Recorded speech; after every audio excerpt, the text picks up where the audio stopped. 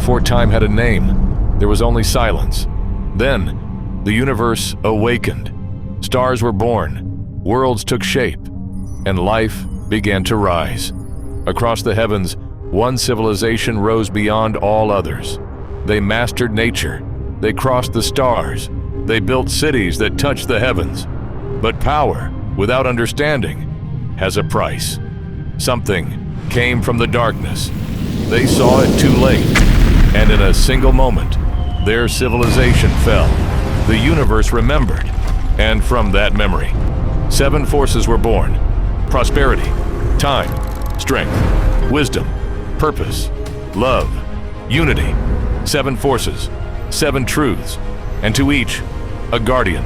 Their truths were bound together inside a single book, the Book of 7. But its story was never meant to be simply read. It was meant to be lived. And somewhere, the book was waiting, only by someone willing to enter the story.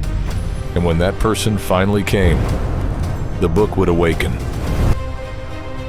And the first truth would begin its trial.